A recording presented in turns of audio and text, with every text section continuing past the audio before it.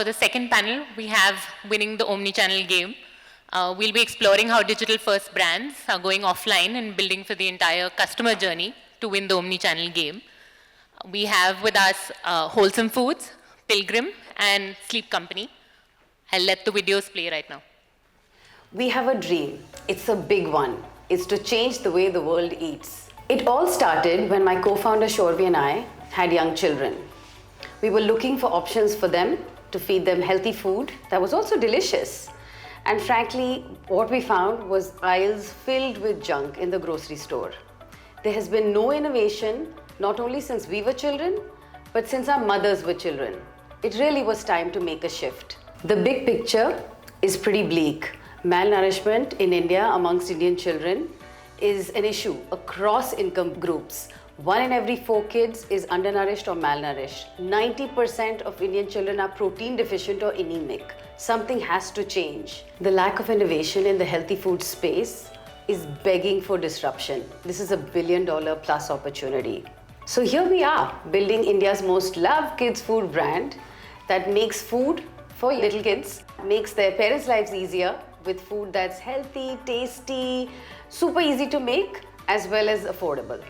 Over the last few years, we've seen a lot of adults consuming Slurp Farm and reaching out to us saying, hey, can you make a product just for me?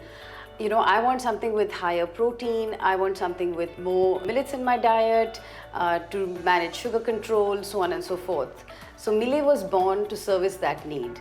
For a young adult, for a slightly older individual who's trying to eat healthy, bring alternative grains into their life. It is also our way of taking millets not only to the center of the plate in India, but also to the global plate. And that's the dream for Millet, to build a brand for everybody in the US and in India. Slurp Farm has over 50 products in 4 main categories. We have the breakfast cereals and more in the breakfast space. We also have toddler cereals. We have a whole range of noodles. Most recently, a very exciting addition to the portfolio has been instant noodle, which is not only made with no maida, it also is not fried. Of course, we have a range of snacks as well. Kids are our harshest critics and biggest motivation. The job at Slurp Farm is to make food that kids love and love to eat again and again, and parents are happy to feed. We make products with no maida, no refined sugar, all the best natural ingredients, and a whole diverse set of grains. We are also front and center of the millet revolution. We are India's most innovative brand that really makes it easy to add millets to your diet. For this, we've been granted a PLI scheme of almost 40 crores over the next few years. We have served over 2.5 million customers so far. Our goal is to reach 100 million customers in 2032. That's only going to happen when we meet our customer where they live. Food is an omni-channel business, and we are a food company. D2C is where we continue to learn the most about our consumer, what works for them, what doesn't work for them, from a product point of view, from a packaging point of view. All of this is super valuable to make our products better every single day, and will always be core to what we do. However, people are shopping everywhere. They're shopping on e-commerce, they're shopping on quick commerce, they're shopping in their local store. And we will endeavor to do just that, to reach them where they live. In the last year, we have really ramped up our offline execution. We have gone from 400 stores to 5,000 stores. And the goal is to get to 10,000 by the end of the year and 40,000 in another 2. As we have scaled, we have seen the power of brand trust transfer across channels from online to offline. That digital savvy consumer is buying everywhere. This has resulted in industry-leading repeat rates of over 40% across our product range. Taking the brand to the next level has been so much fun. Anushka Sharma came on board in 2022. She's a Bollywood superstar, she's a mum, now she's an investor and brand ambassador. Our first campaign with Anushka in 2022 saw views of over 940 million. Our brand track and brand awareness has really grown, almost doubled. In early 2023, we did something very special. We launched and formally launched our community of moms, the Yes Moms community. Slurp Farm has always been about giving the power to moms to be able to feed their kids right. And these are mums that have been part of our journey from the first day. We are quickly getting to almost 10,000 mom advocates that we are so excited to work with to take the brand to the next level. So where will the next spurt of growth come from? We will continue to grow by deepening our presence in our current categories in our core 7 cities. Even as we've doubled in the past year, what was even more exciting was that we were able to be EBITDA positive for a couple of months and overall CM3 positive, well into CM3 positive in the whole year. We continue to march strongly towards our target of 500 crores in the next 3 years. As we grow our presence, so has our team. It's really exciting. Our A team of 16 in 2020 is now 200 strong. While we might be a food company, we have always been data first and tech first. And this year, we deepened that capability with building our own in-house engineering team, a deeper data analytics function. Our vision at Wholsum Foods has always been to build a profitable business that is also a force for good. We are going to prove that profit, purpose, and planet can coexist. We have 3 North Stars: better nutrition, good for the planet, and social inclusion. On better nutrition, we only make zero junk products. That is our commitment. We use grains that are not only good for us, but are good for the farmer and good for the planet as well. They use much less water, are born organic, and require no pesticides to grow, but also plastic neutral. All of us at Wholsum Foods are committed to contributing to a fairer and more socially inclusive world. 1% of our revenues goes towards Akshay Patra. We watch our inventories closely so as to minimize food waste, but whatever does expire, we make sure it's recycled completely. This past year, we've looked closely at all of our packaging, both secondary and tertiary, and have moved towards 100% recycled paper. From Series A in December of 2020 to Series C just last month, thank you so much from the bottom of our hearts, Team Fireside, for this ride of a lifetime.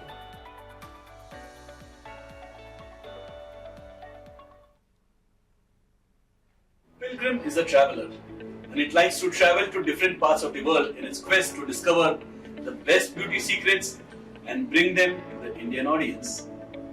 Hi, this is Anurag Kedia, and I'm the co-founder of Pilgrim.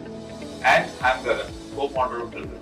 And this is our story. So when we were speaking to consumers, we observed that people were buying beauty products from abroad, or they would wait for their relatives or friends to get their favorite product because it had special ingredients that would give them the beauty results they wanted.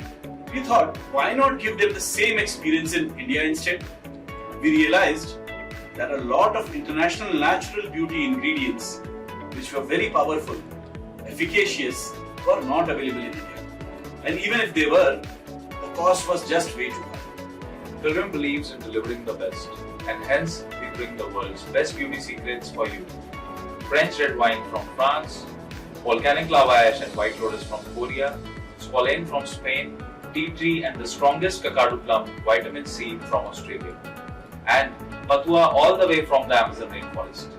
All of these ingredients are of the highest quality, and they also solve the needs of millions of aspirational Indian consumers. Whether it's for glowing skin, or for smooth hair, or for acne, we offer these world best beauty secrets in attractive packaging and pricing. We officially launched our skincare and hair care products in 2020 because there was a delay due to COVID. By the end of 2022, we were already at a revenue of close to 17 crores.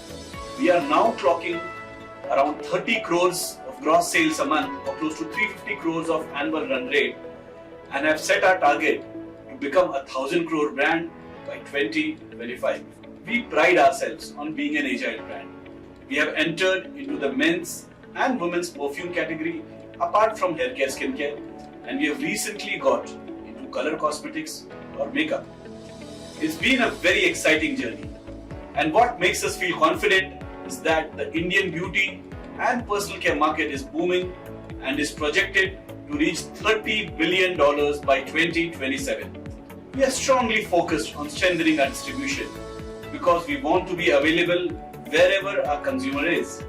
We are present in all the major marketplaces like Amazon, Flipkart, Nykaa, and we have also entered offline since the last year. We are very proud that we are already available in more than 1,000 stores across India and at popular chains like DMart, Health and Glow, Reliance Signature, and many more. You can also find our beautifully designed brand outlets in Mumbai, Nashik, Hyderabad, and Chennai. A lot of our customers have been telling us for a long time that they want makeup that is not just glamorous but also comfortable. It should look good on their skin but also feel good for their skin. This is why we decided to launch our latest makeup line that is infused with skincare. So it's not just makeup but skincare too. Our lipsticks have hydrating Spanish quality so that they don't feel dry on the lips. Our eyeliners have Moroccan argan oil so that it feels nourishing. This is such a special experience for Pilgrim customers and they have already started giving us so much love for it. We believe in co-creating. We are constantly in touch with our customers through customer calls, surveys on our website and social media. We take consumer feedback very seriously and are constantly evaluating new products based on their feedback. Our Redensil and Anagain hair growth serum is our #1 product. It shows results in just 84 days when used in the night. It not only prevents hair loss but also hair thinning and hair fall. Consumers love it because it shows results. It is specifically formulated with award-winning ingredients Redensil and blended with Anagain, which is extracted from pea sprouts. This is our Impressions collection and our French Love collection. Let me begin with the Impressions collection. One perfume is called Alpha, the second is called Greek God, and third is called Zed. This is the beautifully designed French Love collection, which has 3 perfumes again: French Date, French Kiss, and French Fantasy. Both of these are excellent gifting options. We know that it is not just the product, but the entire consumer journey, like even the unboxing experience and seeing the packaging which delights the consumer, and we have taken a lot of effort to make sure we deliver that. We make a special effort to make sure our brand story of discovering the world's best beauty secrets is highlighted across consumer touchpoints.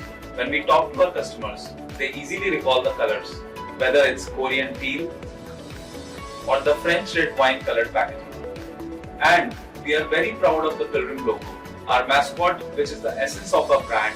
The mascot is a pilgrim who travels across the world to discover the beauty secrets.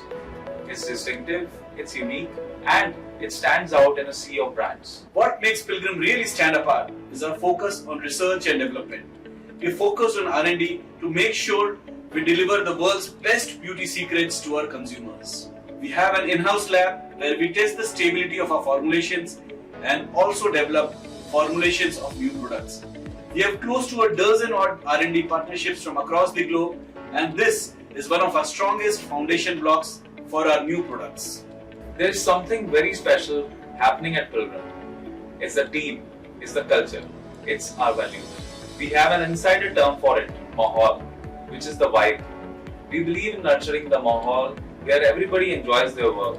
There is laughter, lots of teamwork, debates and discussions. It shows in everything we do, from our delightful product packaging to strong product formulations to our unwavering customer service. Every department really works hard and comes together as a whole at Pilgrim. It's what makes the Pilgrim culture unique. We don't believe in making rules, we believe in making the culture strong. From inception, we have always mindfully crafted our products. We have always been vegan, even though it can be difficult to source certain ingredients. We are even PETA certified vegan and cruelty free. Each of our products are non-toxic, dermatologically tested, and FDA approved. We are also plastic positive, which means we recycle more plastic than we use. This is what we call as the Pilgrim Code, and we are happy to follow it no matter which new category we enter. At Pilgrim, it's not merely about competing. We are at the forefront of a beauty revolution. It's redefining the very essence of beauty, both in India and across the globe. Our commitment to sourcing world beauty ingredients and addressing consumer needs remains unstoppable. The result is groundbreaking beauty products made with the goodness of international ingredients, which is all set to disrupt the large beauty industry in the Indian market. Hi, I'm Harshil Salot. Hi everyone, I'm Priyanka Salot. We are the founders of the Sleep Company, and today we'll be taking everyone through our amazing journey across the last 4 years and how do we look at the business going forward. So at Sleep Company, our vision is to be the best comfort tech company revolutionizing the way people sleep and sit. And why do we say that? We are the inventors of the patented smart grid technology. This is the biggest innovation in comfort tech. It's the only material which can be both soft and firm at the same time and can completely adapt to different types of body shapes and body weights. Today we are the #1 grid manufacturer in the country. We have complete end-to-end manufacturing facilities and a very high focus on D2C. We want to make people sleep better, so we have launched a range of mattresses with smart grid at its core and different material types. And through making people sit better, we have launched a range of office chairs and a lot more products to come in the pipeline. Over the last 4 years, we've raised 3 funding rounds, the latest one being in October of 2023. Overall, we've raised about $45 million from marquee investors in the country like Premji Invest and Fireside Ventures. So now we'll go through, some of the key highlights of where the brand stands today. So first, looking at the financial parameters. Today, in 4 years of our launch, we are doing 400 crores ARR. We've become the second biggest brand in the digital ecosystem. The great part is 75% of our revenue comes from D2C, and marketplaces only contribute around 25% of our business. The two things that have changed for us or really evolved for us in the last 18 months, one is I think our journey in the Omni. We started as a digital first brand 18 months back. We ventured in the Omni route, but we decided to go direct to consumers, have our own experience centers, because for us, consumer experience and educating our consumers on our products was very, very important. Second thing that I think has really evolved in this journey is how do we look at our teams and how we've built the team in the last 10 to 12 months. We now have a very, very strong team of leaders, CXOs, who are the ones leading this business. So that I think as founders, it has become very important for us not to just figure out the business in the next 12 months, but also to see what are the big building blocks for us beyond 12 months. And that's where I think we like to spend a lot of our time. Second, I think because retail was a completely new channel for us, we've spent a lot of effort on building a very, very strong team for retail. Now, I think as Harshil said, today we're the fastest growing comfort tech brand in India. And what are the 3 or 4 big moats that differentiate us from others? First is our very strong focus on building a consumer brand, a very, very relevant consumer brand. 2, I think our focus on product, and I always say if you have products that are actually solving a consumer problem, that is the only way to build a long-term sustainable business. And I think I can proudly say we've got products that make people sleep and sit better. We've got products which have IP and our own patented technologies. The third for us is we're really disrupting this space with a very strong Omni play, where our consumers find us online but they buy us offline. And fourth is very, very strong team and processes put in place to aggressively grow footprint of our experience centers, which is adding around 70-80 experience centers year on year. Coming to the first point, how do we really build a strong brand in this category? I think the first very important point for us is educating our consumers on the importance of sleep and how sleep company products, the patented smart grid technologies, let's say far superior than other things in the market and helps consumer sleep or sit better. The second most important thing for us is we work a lot with right influencers and experts like orthopedic doctors, like tech bloggers, sleep experts. One of the aha movement for me at the sleep company is when we realized our target audience is a male, and they have started to buy mattresses like the way most of you or most of us would buy our electronics like phones, right? You want to know what is the camera resolution, you want to know what is the pixel. That's what they want to know, what goes inside their mattress. They want to know how many layers it has. They want to know what is the density of each layer, what is the smart grid made up of, right? And I think that insight was a big aha for us. And when we started generating a lot of long format 5 minutes to 6 minute content, which is working very, very well for us. It's one of our highest ROI on our digital spends. third thing that we do, I think, which is the DNA of being in a startup, is we continue to have very strong launches, multiple launches every month. Almost we're launching 2 to 3 products every month, right? Because one of the best ways to learn is really take the products to the consumers and learn. And I think today's ecosystem or the digital ecosystem allows you to do that. And I think those product launches going to the consumers really helps us understand what works and what doesn't work. So one of the most important moats that we've created over time is really our GTM, or go-to-market strategy. We are the only brand in this industry which is completely D2C, which has built its own set of experience centers, and that is because we didn't want to go to dealers and distributors. A, because they charge a very, very high commission. Secondly, their focus is much more on selling rather than experience of the technology or the product. Over the last 18 months, we've opened 70 plus experience centers, which is opening one experience center every 5 days in the country. We're present in now more than 23 cities. What is very, very intriguing and interesting about our strategy is that we are EBITDA positive from day one. Because of a very, very strong brand building and digital marketing efforts that we have, we are able to drive traffic to the stores from day one. At the stores, we have a very, very well-trained staff, which is far better than anybody in the industry. And at the same time, a product proposition, because it's completely D2C, we are completely backward integrated, no middlemen, we are able to offer an amazing product at a very, very compelling price point. Because of this, our capex recovery for most stores is around 6 to 7 months, and in the worst case scenario also it's less than 12 months. Our focus is to really double down on this strategy and take the number of experience centers to about 150 in the next 12 months, and really increase density of stores in the top metro cities, and also venture into other newer cities and bring the same experience that we are currently bringing. Going forward, we want to continue to build on the innovation that we already have, and not only have Grid as the IP, but create multiple different IPs along the way. We have a very, very strong product pipeline which is coming up over the next 1 year. The idea is to really make people sleep and sit better, and in sleeping better, we're coming up with temperature controlled products, we're coming up with sleep monitoring devices. In sitting products also, we're coming up with very unique concepts which have inbuilt massagers, temperature control.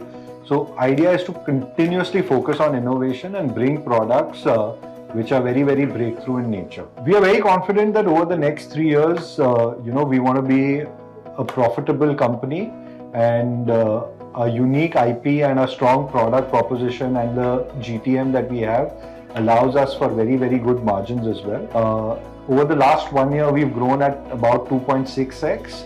Over the next 3 years, we believe that we will grow about 3x and become a very, very profitable company. This is also going to be based a lot on our distribution expansion, where we go from about 70 to 80 stores to about 300 stores over the next 3 years. The idea is obviously to help people sleep and sit better and create a great business along the way. Thank you so much. Thank you, guys.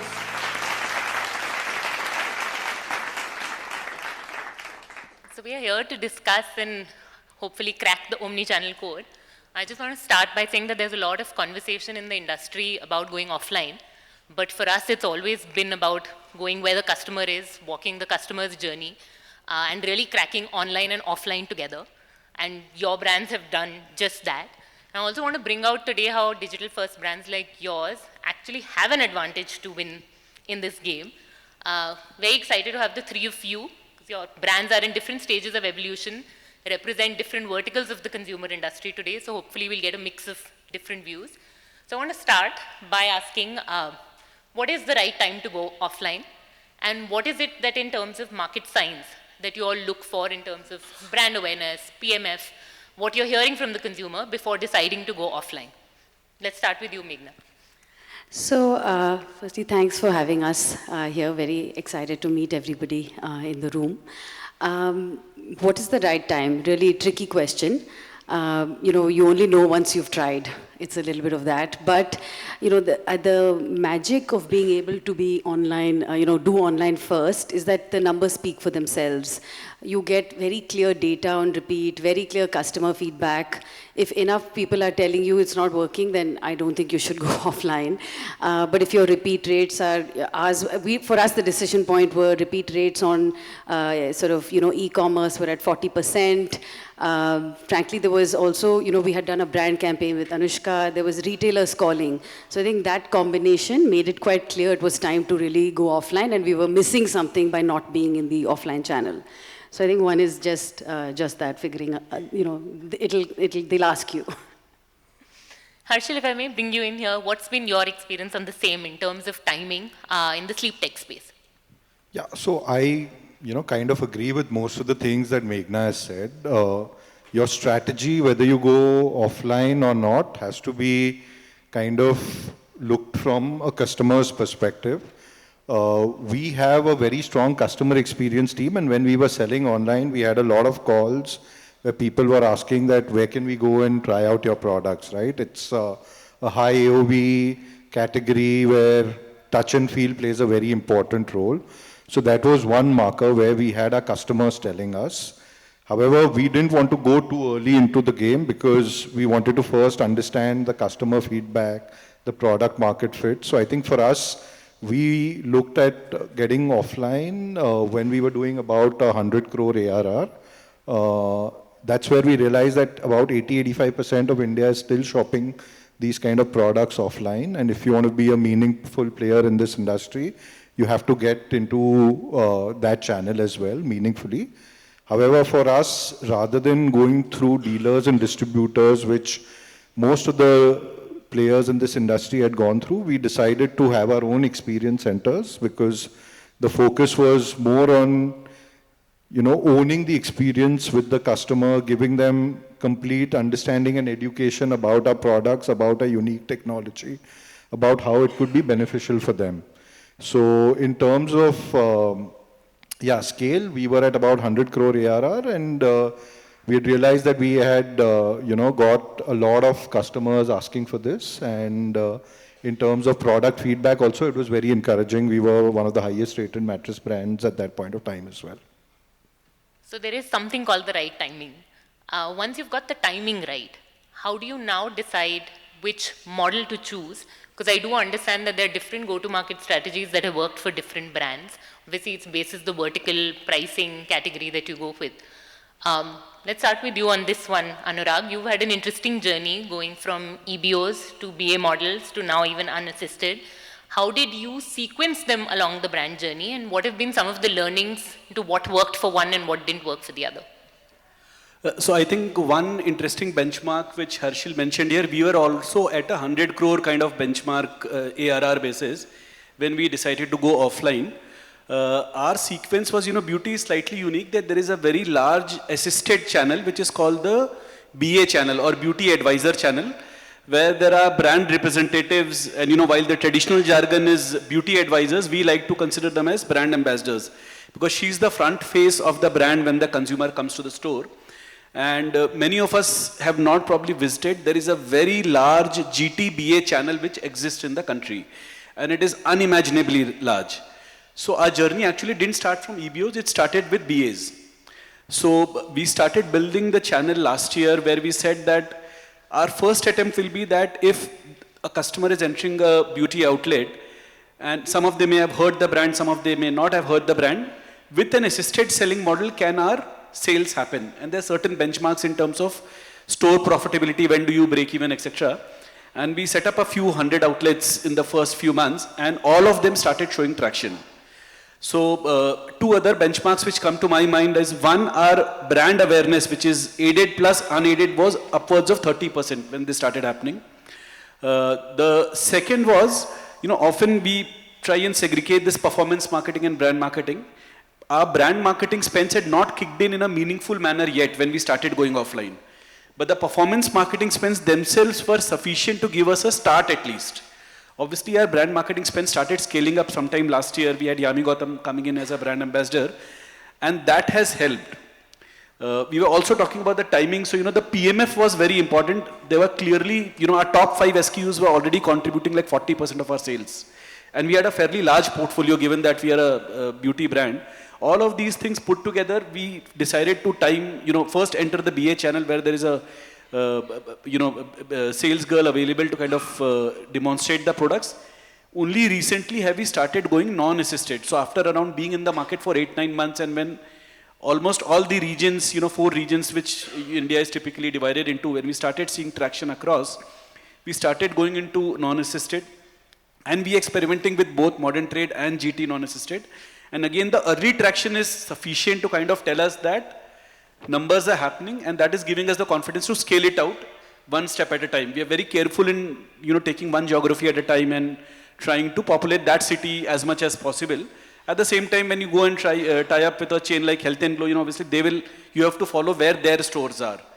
Similarly, we are now present in Reliance and DMart, we're just entering. So all of these channels, wherever their footprint is, we have to follow them.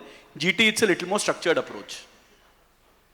So Meghna, I know Slurp Farm is still very nascent in their journey. How are you going about designing your experiments to choose which model is working for you and which is not?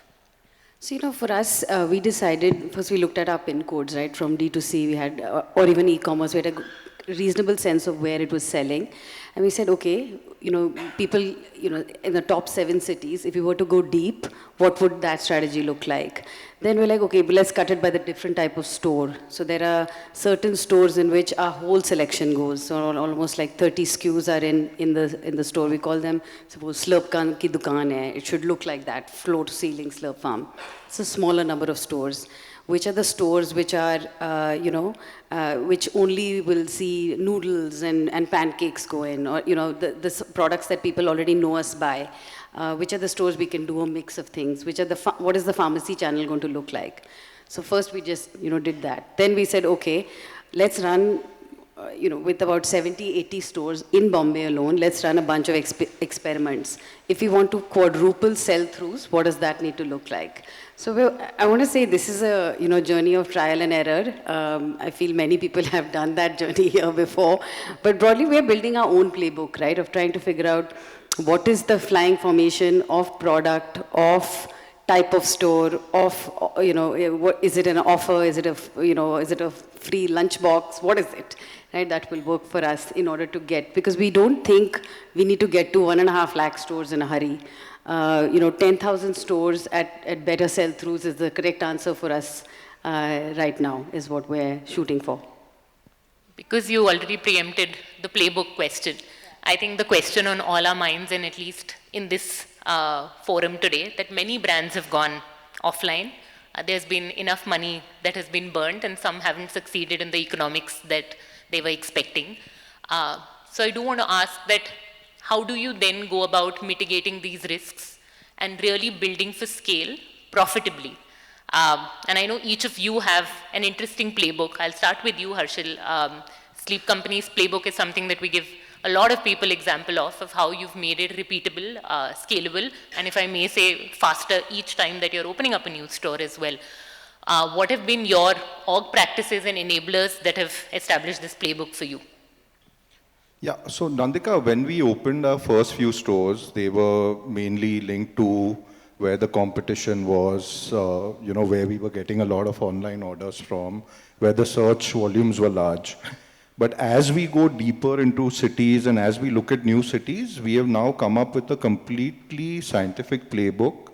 So we have a very, very strong analytics team, and we work with a partner. So because we have data of all our customers, since we are delivering it to them, to their addresses, for each of our customers, they are indexed against almost 300 parameters in terms of what is the rent in that place, what is the value of real estate there, what is the retail affluency there, what is the average cost of a restaurant there, what is the average cost of a gym there. And based on that and a lot of qualitative work that we've done, we've identified who our customer is. Now in every city, we are able to map those customers. And now we know that if we were opening in a particular location, what is the approximate TAM that we have? And we can then correlate our sales with stores which have similar TAMs. So idea going forward is to get to revenue predictability. You put a cursor on a map and it should tell you that this will give you revenue between X to Y. So far it's obviously a model which is evolving, but the initial correlation has been very, very good. So we spend a lot of our time in selecting where to open stores, how to open, which street to open, and we've seen very, very good correlation. So that is definitely, one mitigating factor where you don't lose money because you opened in a completely wrong location. And I do want you to add how you're using tech and marketing across channels to be able to do this successfully. Yeah, so the first thing is where do you open the stores, and then depending on how your customers are evolving, all those inputs, the search volumes go to the marketing team. Based on all these things, we are able to refine, fine tune, and our category is a high AOV category, which is high intent and search led category. So then we focus on pin code level analysis, micro market analysis to get those kind of customers and reach to them. So even today, more than 70% of our customers who land up buying at our stores are digitally influenced. So they would have seen our ad or search for a mattress and they would have come in touch with us. Then, they know that we have a store there. So we leverage a lot of WhatsApp marketing. We have bots which can guide them to come to our stores. So a lot of work has been done to really create that tech on how to get more people to the store. And at the store, the staff is trained in a way to educate the customer. We have a very, very well-defined customer journey.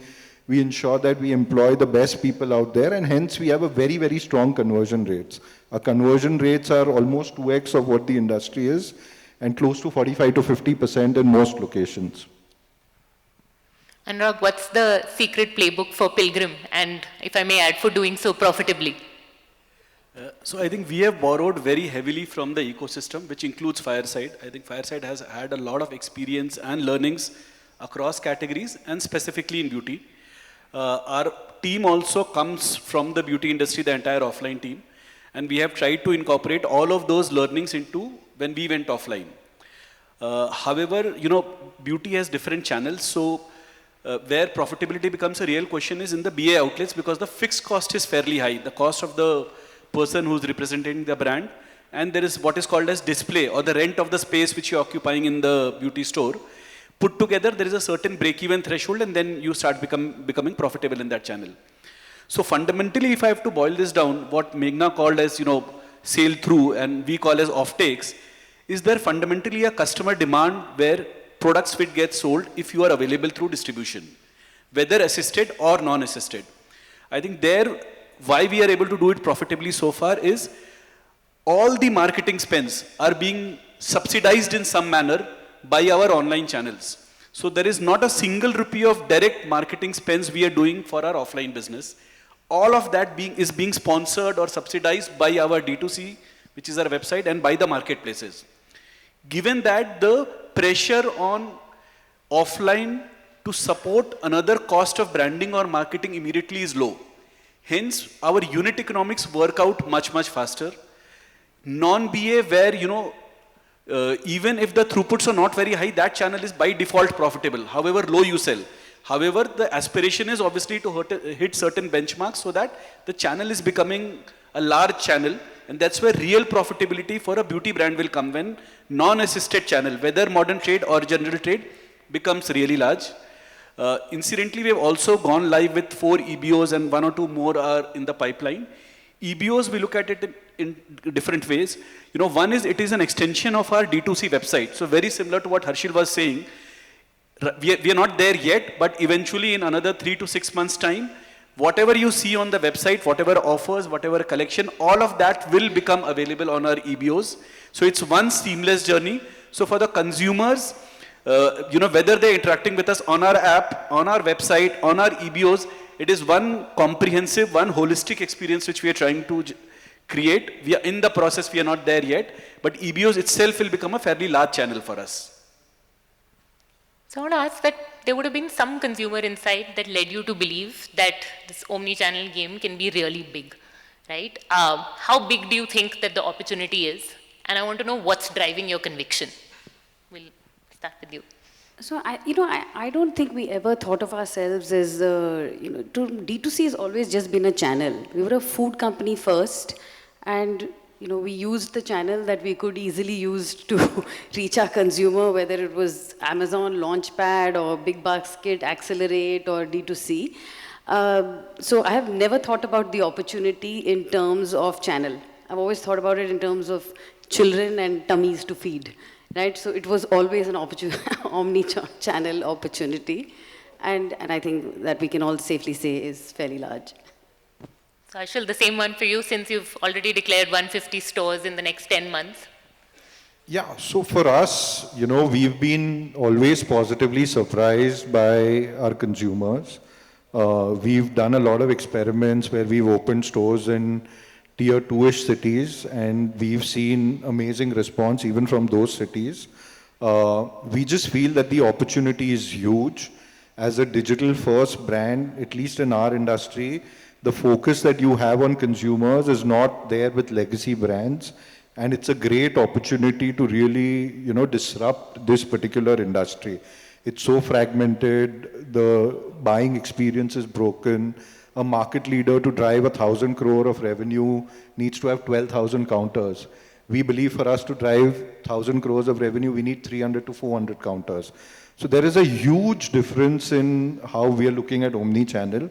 Obviously, it's still very, very early days for us. It's just been about 20 months into the journey, and we are learning and evolving. And, I think we will just be very, very positively surprised by the opportunity that seems to be in front of us.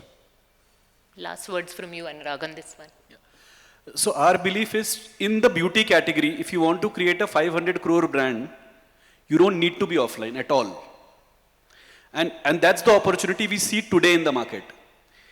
5 years from now, looks like, or 4 years perhaps from now, if you want to create a 1,000 crore brand, you don't need to be offline. But if the aspiration is to be larger than that, you need to have an offline play. Our aspiration is to be larger than that, which is why we have started our offline journey 1 year back. As we speak, 20% of our revenues are offline. By the end of this calendar year, December 24, 1/3 of our revenues will be offline. And that mix will perhaps keep on evolving in favor of offline. However, this is more, statistics, I will say. We don't look at, what is the online contribution, offline contribution. Our targets are very clear. What is the maximum our website can deliver? Let's max it out. What is the maximum our channel partners, marketplaces can deliver? Let's max it out. What is the maximum offline can deliver? Let's max it out. And it so happens that this ratio is evolving. We are not trying to manipulate or deliver on any ratio of this is the offline mix, this is the marketplaces mix. I'd like to open it up to questions from the audience. I don't think we have questions. Clearly, you all answered all questions already. So thank you so much for being here. Thanks, Nandita. Thank you.